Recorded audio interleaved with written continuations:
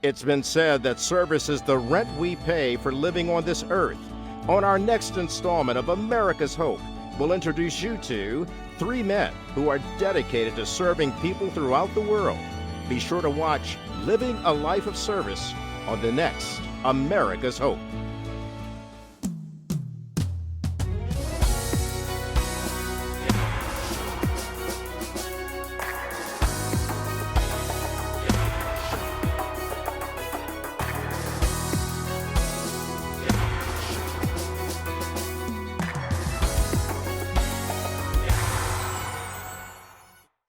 Good evening. Welcome to America's Hope. I'm Kelly Wright, and I hope that wherever you are, that you're taking care of yourself and your family and each other because you matter.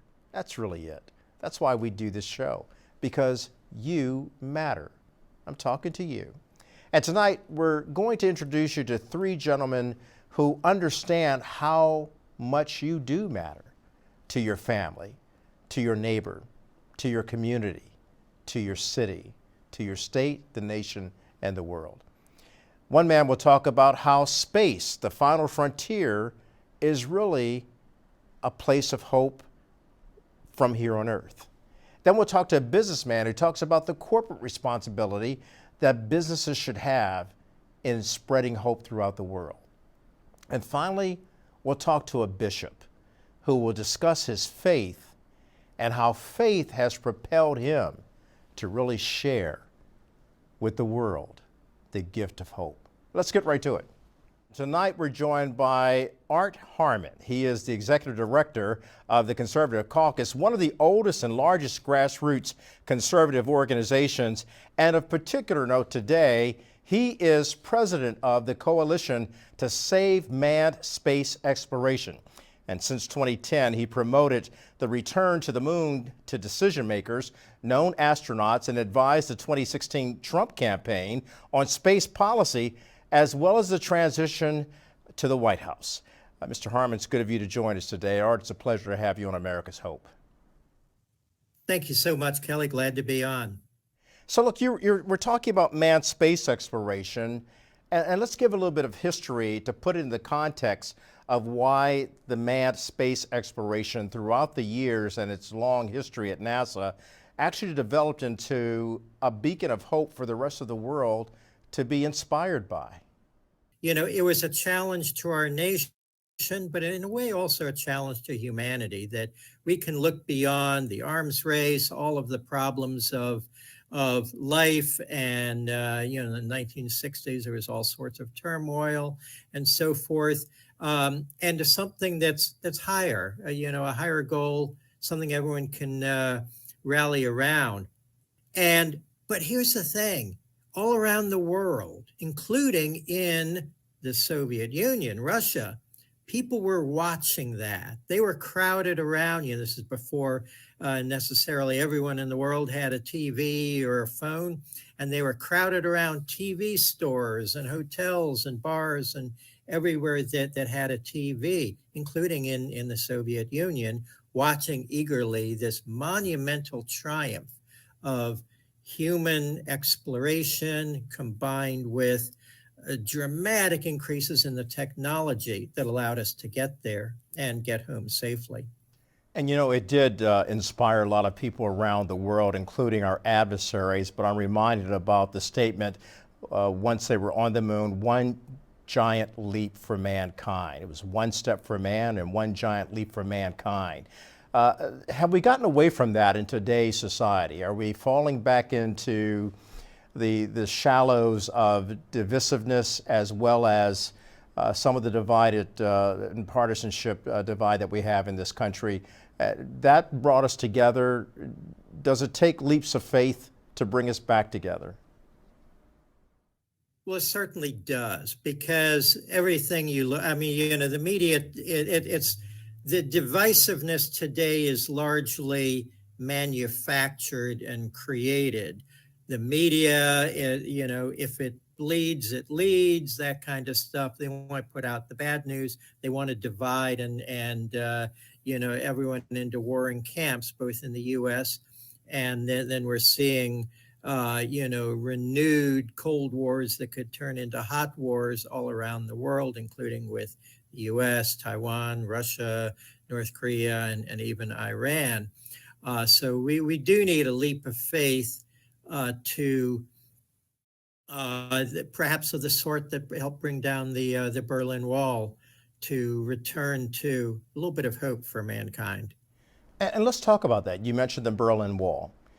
That was quite a moment in history, and the whole world watched. You were there. Talk to me about your experience of being there to actually witness the fall of the Berlin Wall and the Soviet Union. Well, this is fascinating, and thanks for asking. I was there. The day that people were dancing on the wall is November 9th, 1989. As I watched the people dancing on the wall, I was talking to my brother on the time, and I said, hey, I'd love to be there. And then it was like instantly, well, why not? So I grabbed 3 friends. We flew over to Berlin several days later. We spent time at the wall, and it's one of the most emotional times in my life.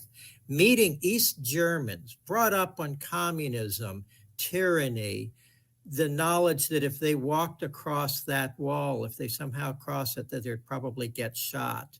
And here they are, all of a sudden, free. They're kind of looking around like, wow, a kid in a candy store, but of a more spiritual nature than, the kid in the candy store, because all of a sudden they've got something they've always been denied, and that is freedom. Freedom to talk, freedom to associate with people, everything. The state dictates everything, just like in China today, and many other countries, unfortunately.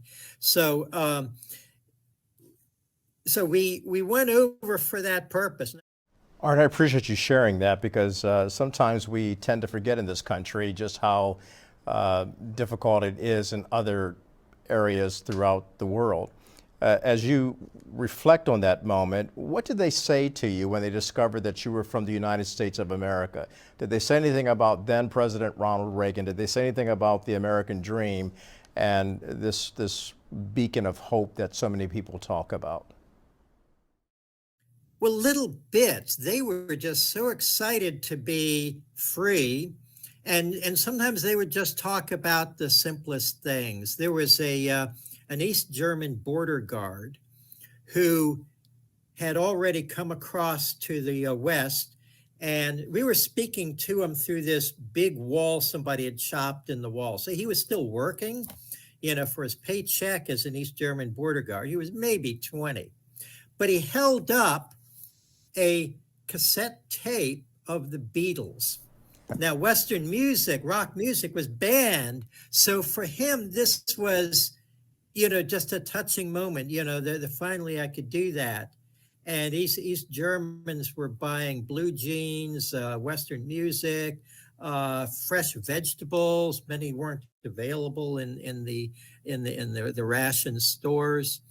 And later on, they would abandon their Trabant cars, which were, these ridiculous little death traps, and scrape up every dollar they could get to buy like a beat up old, 20-year-old VW. But here's another thing I saw at the wall. East German kids raised on a diet of communism. They instinctively knew. What were they doing? They were at the Berlin Wall doing the same thing I was doing for part of that trip, smashing down the wall. They would smash it, sell the pieces for, $5, $10 American, or whatever tourists would give them. And then they could go and buy the treats that they were always denied. So entrepreneurism, it's a human instinct. It's not a fiction. And Art, of course, is director of the Conservative Caucus, one of the oldest groups there, and he's also part of, the president, I should say, of the Coalition for Manned Space Exploration, Saving It. You want to see man returning to space exploration. Talk to us about how that is important and fundamental not only to NASA, but also to the exploration of space, and what can we gain by doing that? Well, you gain hope and humanity and exploration. From the earliest times, in history, people have always wanted to explore, what's beyond. You sail your boats out. Christopher Columbus, trying to discover a new trade route. But wait, he discovers a whole new unknown continent. And today you've got explorers all around the world trying new and often very dangerous things.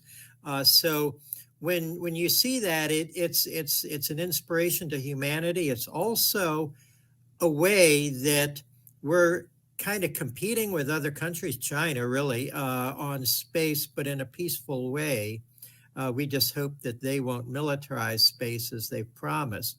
But in the Cold War, it was very useful to have this sort of, peaceful competition. And everyone wants to be an astronaut when they're growing up. So I want to see that become more of a thing. The space station, it's there. We've got astronauts. We have had hundreds of astronauts go there, not just from the U.S., but many other partner countries. But it's there. It's not doing new, bold things. So returning to the moon in a few years is important for that. It'll help unite all of Americans. All of Americans, but you talked about the International Space Station, and in a way that is a microcosm of the world, where you have all these nations participating and peacefully coexisting there on the space station. So something is being done, because when you look at what's happening here in terms of our international conflicts that we have on the ground, up there they've really got to depend on each other to stay alive and to conduct research. And most notably, I think it's overlooked how they maintain this level of hope and camaraderie amongst themselves, even though they're from different parts of the world. Well, absolutely. And you've got the Russians, which built part of the space station at the same time that we are in a proxy war with Russia. And they continue to get along great there. And this maintains a little thread of peaceful communication between the two governments. At the very beginning, Putin's, the head of their space program, Roscosmos, actually was threatening things like destroying the space station and leaving it and so forth. But he was a hothead, and he was later sent to Ukraine. And so they put in a new person who says, no, we're in it for the long haul. We're partners. We're going to remain partners. We're going to be peaceful. So even through this little thread of communication has stood the test of time and war. You talked to quite a few of the astronauts, including Buzz Aldrin. We know that he's older now. What's his message to America upon some of your discoveries and discussion with him? Buzz Aldrin and Neil Armstrong, I had the honor of meeting both, and they're polar opposites. Both, Neil has passed, but both wanted us to return to space even quicker than we are to go to the moon. They're very passionate. I had long talks and meetings with Buzz Aldrin, and he's a fun guy to talk to, because he has no filter. He's kind of like President Trump, and so he'll say, "Yeah, that's right. You're doing the right thing there," and a minute later on something else he'll say, "No, you're wrong. Let me tell you why you're wrong." And so it's delightful talking to somebody like that. Neil, however, was a consummate gentleman. Now, I think he mellowed a bit from his sort of very focused ways in the 1960s that allowed him to safely pilot the lunar module to a landing in over boulders. But he also wanted us to keep that vision and get us back into space. I appreciate you talking about history and sharing some insights. We could go a lot further, because you've traveled to so many different places to see those hot spots in history, only to see them turn around, except for example, what's happening in China. And of course, that continues to plague quite a few people who are in love for freedom. And if I can just give my website, savemannedspace.com. Save Man Space on Facebook and Twitter too, and then theconservativecaucus.org for my political efforts where we're raising a grassroots network to help restore America. Thanks so much. Art, thank you. Keep spreading hope. Thank you so much. Welcome to America's Hope. I'm Kelly Wright, and I'm joined now by a friend, a colleague, but most importantly, just an all-around nice guy. Kevin McGovern is the chairman and CEO of McGovern Capital and the Water Initiative, which co-creates customized and sustainable drinking water solutions throughout the world. Kevin, it's good of you to join us this hour on America's Hope. So, Kevin, what motivates you to get out and do good in the world?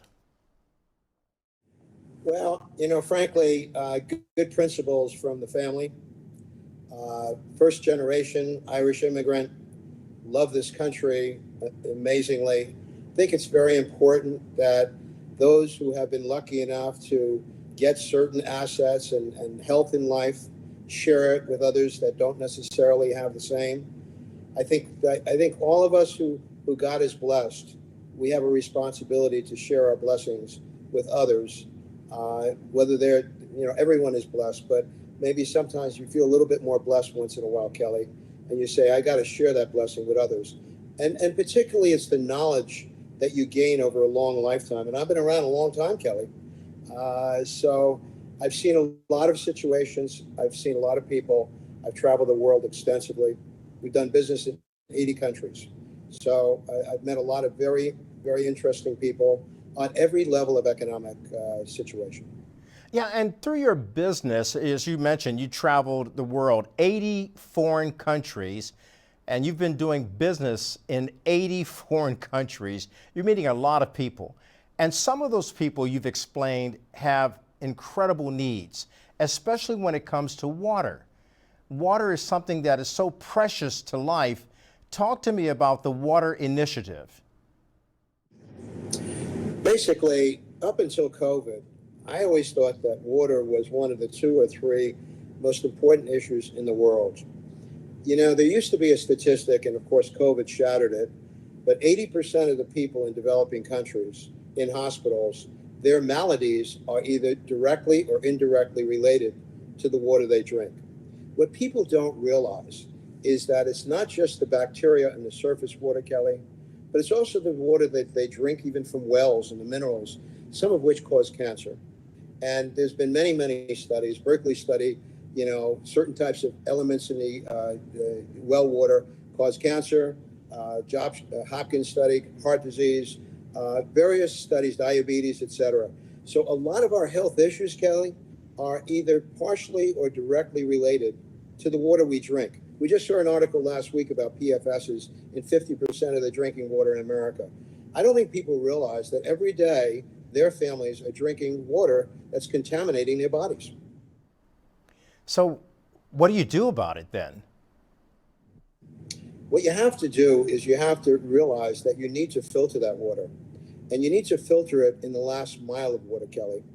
You have these water treatment plants, and of the 100% of water that goes into a water treatment plant, about 1/3 of it is sent right back to the source, 3 times more waste.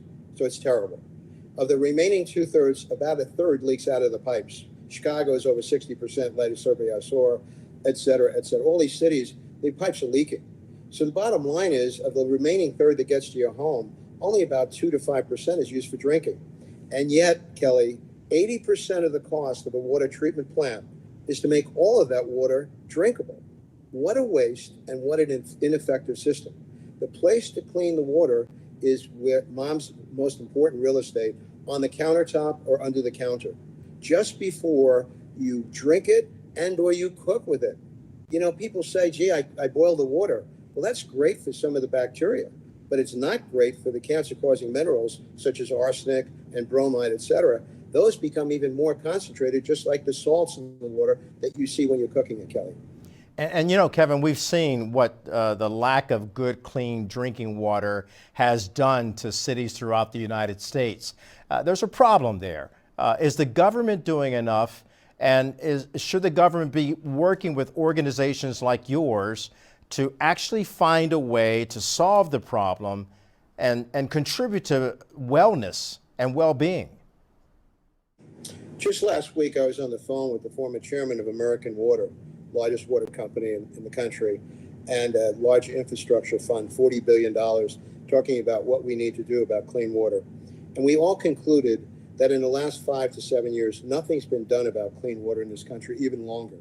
I don't know why. I'm not here, but basically the EPA cut back on its venture fund and its investment in clean water. There's nothing wrong with that. That's good. But that's not really solving the problem. So right now we need to put filters in everybody's home that are cost effective. And frankly, the mission that I'm on is to bring it to emerging markets, people that can't afford it. Bring it to them at an affordable cost and make a dent. One of my companies created the Pure Filter for Procter & Gamble, KX Industries. And yes, the Pure Filter does a nice job for the American water system. It doesn't take everything out, but it does a nice job. You don't use that in Mexico, India, or China, Kelly. It's not effective enough. It's not taking out the small elements, the ones that are down on the micron and the nano level, such as viruses and cancer-causing elements, et cetera. It doesn't do the job. So answer this question for me then. Does water, good, clean water, does it bring hope to communities in need, poverty-stricken in America and abroad? I don't know what percent I can put on it, Kelly. It's got to exceed 100%. Absolutely. People just don't realize. There was a Professor Boswick at the Columbia Mining School, School of Mines, whatever, and he's an expert in arsenic. It's like a copy machine. The 30th copy is never quite as good as the first copy. Well, what arsenic does to your system is doesn't allow your DNA to replicate properly. So, as a consequence, it causes things like heart disease, diabetes, etc., because it breaks down the systems in your body. Bromide causing cancer. We discovered that in the Middle East. We told them about it before it even was disclosed. So these things break down the internal system in your body. Okay? Bacteria, you get sick, you vomit, etc. But those cancer-causing metals, you don't see what's happening. It takes time. So yes, is it going to be healthy for everybody around the world? Look at Bangladesh. Bangladesh in the 90s, I believe it was about 1990, had an issue with bacteria in the surface water. So they started drilling holes, water treatment, okay? And what they wound up doing is taking all this surface arsenic, the arsenic that was below ground, they brought it to the surface, and they caused a cancer problem throughout the country. So you got to have a comprehensive solution. And as I said, I use the expression, the last mile of water, before you drink it, just before you drink it. I mean, of course they're not. But it's really a shame. And it's people that just don't have the proper knowledge. One thing we got to do is teach people, 1, and then 2, give them the solution. Kevin, it's amazing what you're doing with the Water Initiative through your company and how you're interfacing and interacting with governments around the world. But we'll be back with a lot more with Kevin McGovern right here on America's Hope. Welcome back to America's Hope. I'm talking to Kevin McGovern. He, of course, is the president of McGovern Capital, but he has business in 80 countries as well as right here at home in the good old USA. And he believes in his country. He also believes in hope. And Kevin, you also believe in helping children in need, particularly foster children. Talk to us about that and how you're giving hope to so many children in need living right here at home. Kelly, I'd have to give you 30 seconds on my background for you to fully understand. I'm an Irish immigrant son. My dad was a proud father of 3 young men that got doctorates, classic immigrant. And most of all, he had great values for America. He died when I was 11. My mother was handicapped. She had very bad lungs. So I went to work when I was 12. And I had a loving mother, but I knew what it was like not to have a parent. And I felt very strongly about it. So as you know, sometimes we have our prayer breakfast at my place in New York. And she talked about the biblical responsibility toward orphans and widows, Kelly. And it was profound.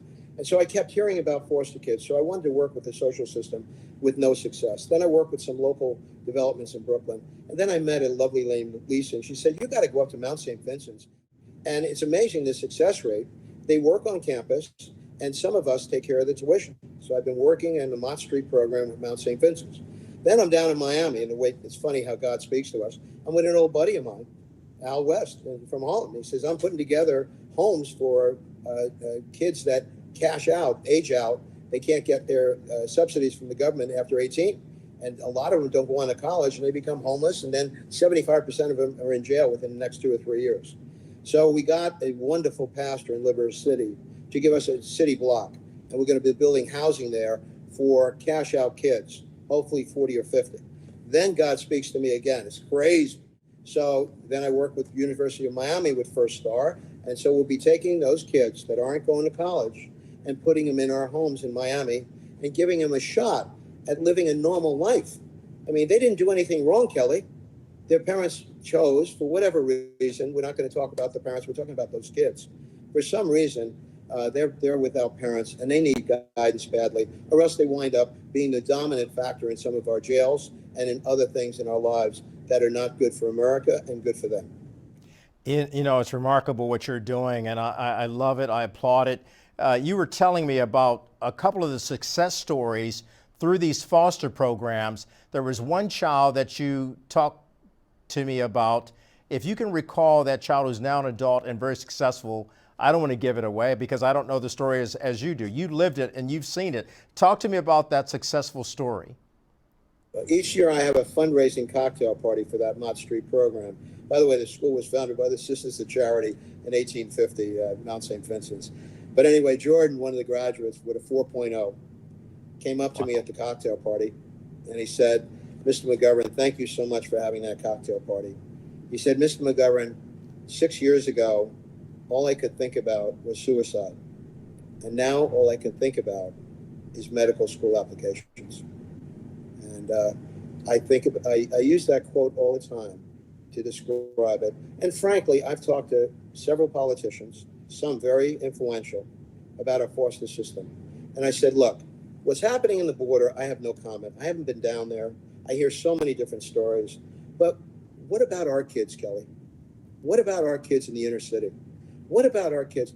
And you're doing that. A lot of people are joining hands with you, Kevin. And I think America, there are a lot of groups in America that really want to do the right thing for all of the kids that we have in this country. You were talking about the bottom and third and how you don't like to equate them to that. I agree with you.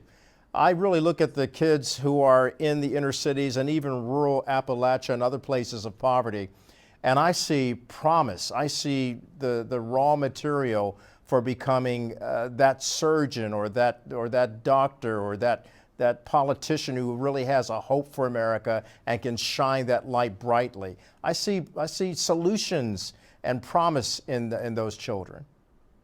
Yes. I'd like to speak about one other issue that's prominent on my mind now, if I may, Kelly. Sure. I got involved several months ago with a rare earth mining situation in Montana. And we think it's a very huge deposit. And you know what a national security concern rare earth materials. Look at the headlines last week with the Chinese looking to cut us off from gallium and germanium.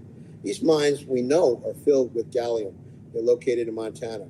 I must tell you, I've had contact from the U.S. government. I've had a lot of encouragement to our team, not I. It's certainly an amazing team. And long story short, this administration, I just don't know what they're really doing besides words.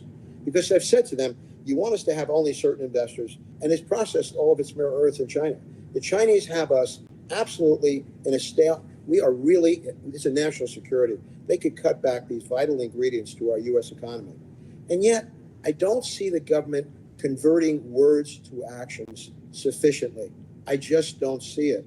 And I'm urging it. Yes, clean water is really important to me and foster kids, but the United States of America, you know, we need to work on our national security concerns, and we need to do it with a sense of urgency. Well, Kevin, I'm glad you brought it up because it really comes full circle when you talk about chip technology and the fact that we do have to educate our children and our youth and provide a sustainable future for them. You have a school named after you at Cornell, your alma mater, the Kevin McGovern Yes. School. Yes. What is it that you want to see American universities do to help the youth of this nation be able to understand the technology and the security with a better education, hopeful future, and clean water, all of the above?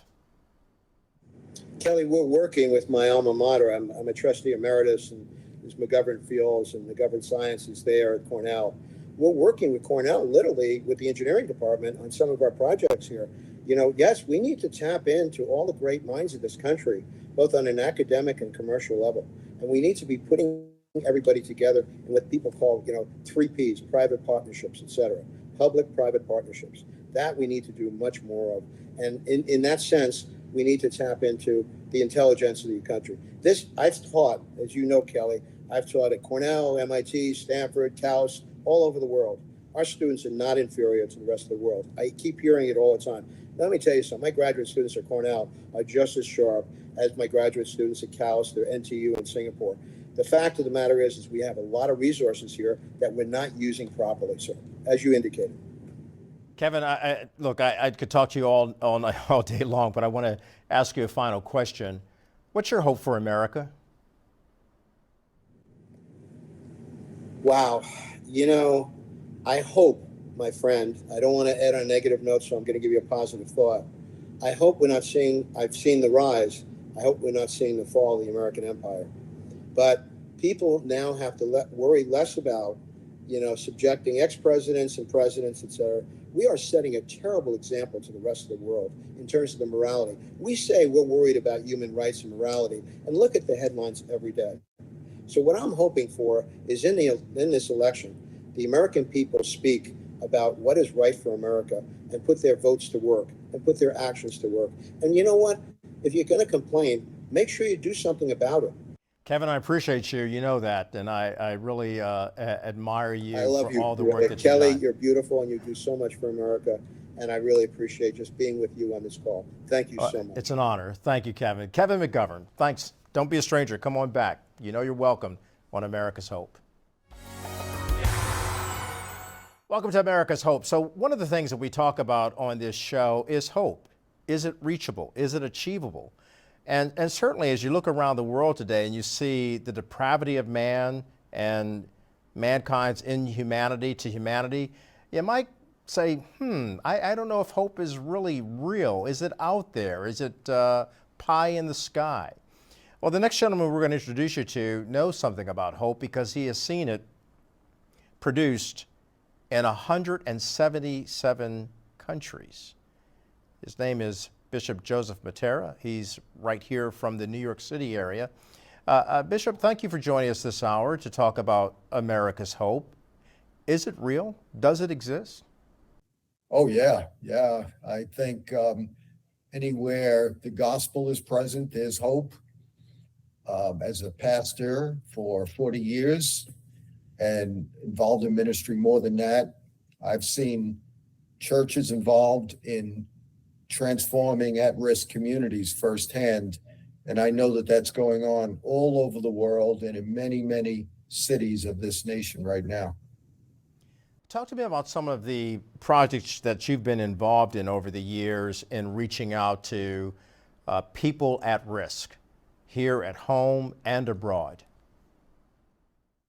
Sure. Well, in 1981, my wife and I started ministering in a very at-risk, poor Latino community called Sunset Park in Brooklyn.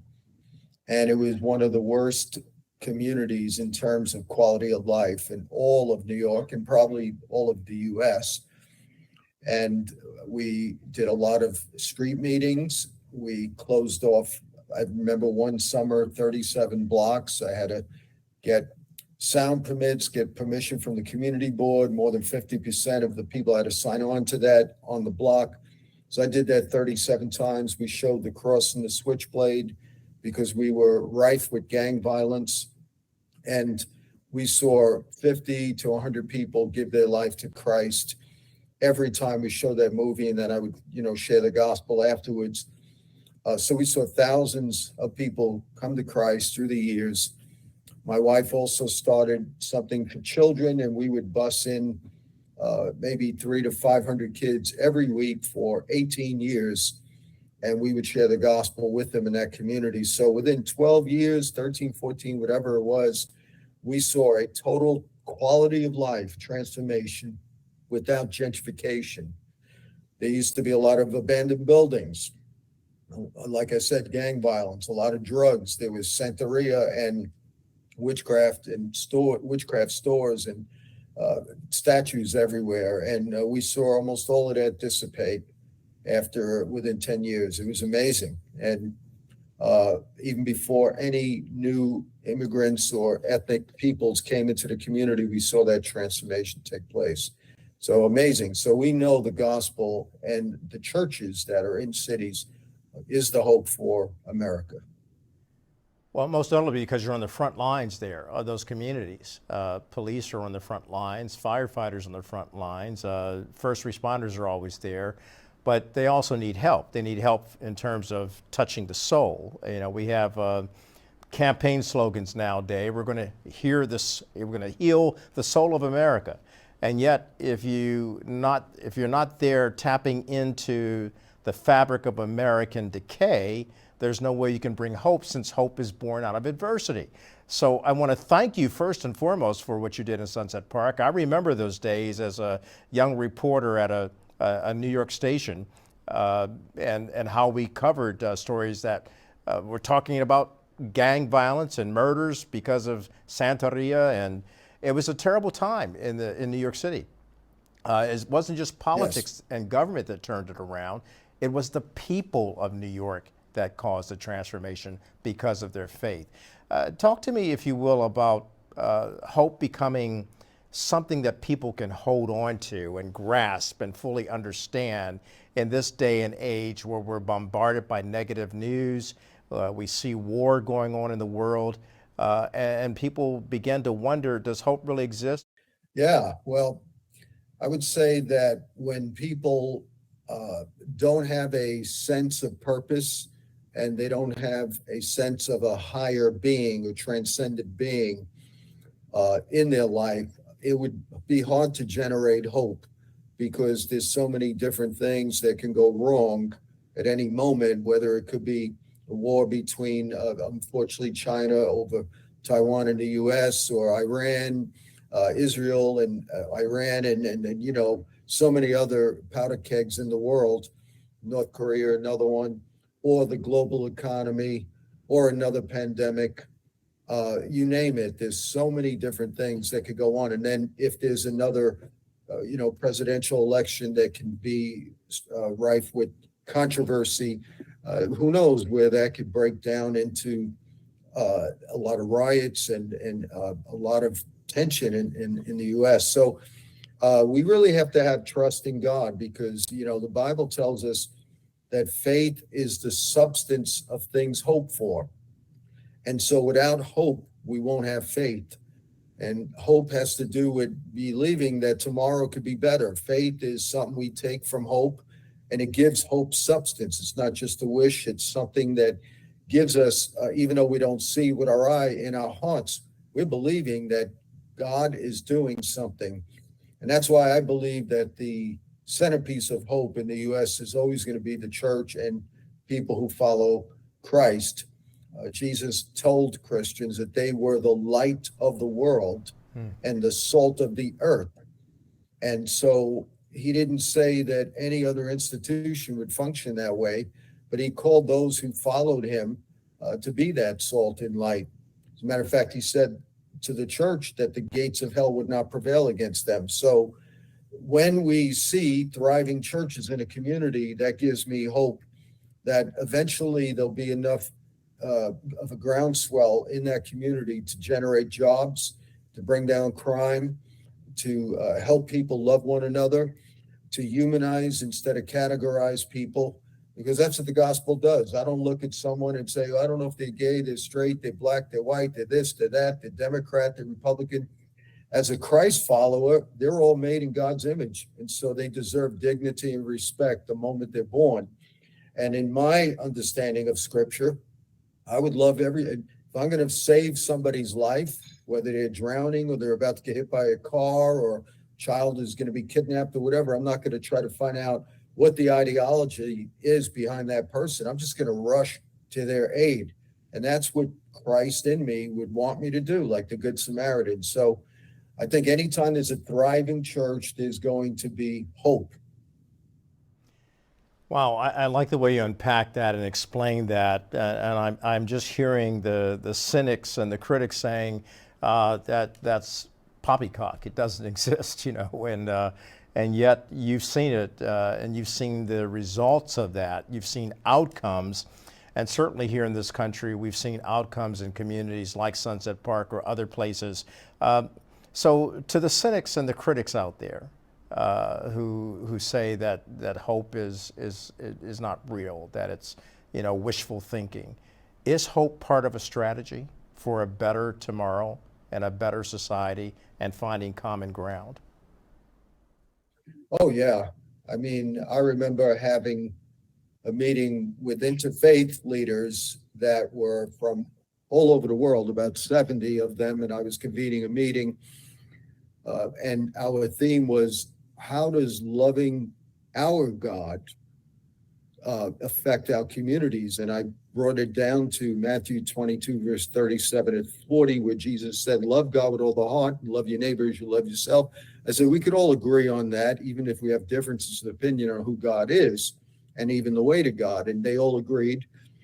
And so we talked about ways we could serve our community. And I would say that every human should be committed to human flourishing.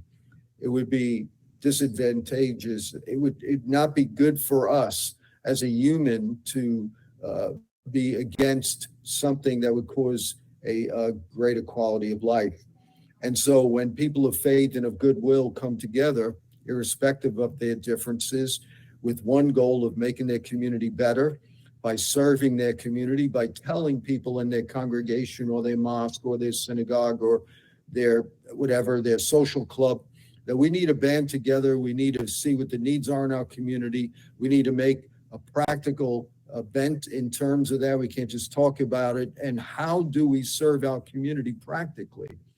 And I think all of us could do that. But I've seen, to be real, people of faith and churches do an outstanding job all over the world in that line of human flourishing. Tell me the name of your organization and how many people you're reaching throughout the world. Well, I have something called MMI, which is an acronym for Mattera Ministries International, and we have teachings and articles and different things that go out to over 170 nations on a weekly basis. Along with that, I write books and have training manuals, and that's on josephmattera.org. Do a lot of leadership conferences and do a lot of international travel because of that.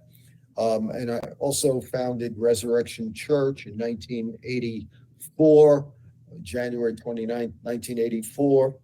We've had several campuses and we've started many churches. And as I mentioned before, my wife started Children of the City, actually in 1981 before the church. So it's about 43 years old.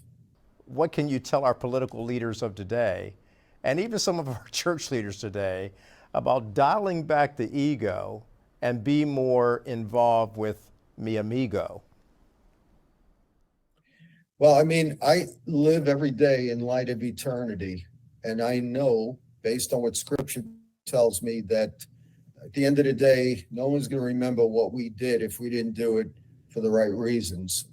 And I live with that mindset that's so strong inside of me that it dictates not only my thinking, but my actions. And I know that all this is fleeting. I mean, talk to some of the young people today, ask them who some of the stars of the 1950s were. They won't know who they were.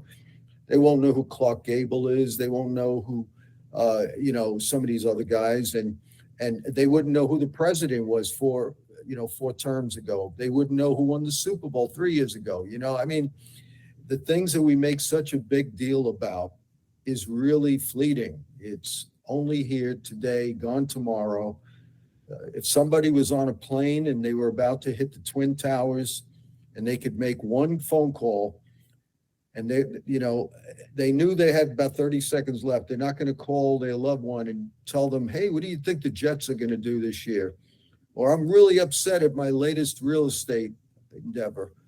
No, they're going to talk about their most important things, how they love them, how they'll miss being with them. I mean, a lot of the things that we make such a fuss about in light of eternity is not really important.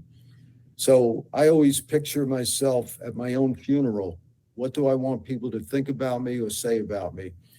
I've never heard in any funeral, in a eulogy, how much money someone had in the bank, what their real estate investments were, how many likes they had on social media. I mean, none of that means anything. At the end of the day, the things that people cherish the most, what did you do to impact society? How did you serve people? Were you kind? What did you do to make the world a better place? That's all people ever remember. And all these other things, they're just extraneous. And yet we make it the core of our life, unfortunately. I really appreciate you, Bishop Joseph Mattera. Don't be a stranger, as I always say to people. You're a hope activist, and keep on activating that hope to people who are living in despair. Appreciate you, my friend. Bishop Joseph Mattera, thanks for being on America's Hope. My final word tonight, we've been doing this show for a while now, and we only want to see it increase. That's what we're hoping for. The reason why we're hoping for the show to expand and to increase is because we want to bring hope to you.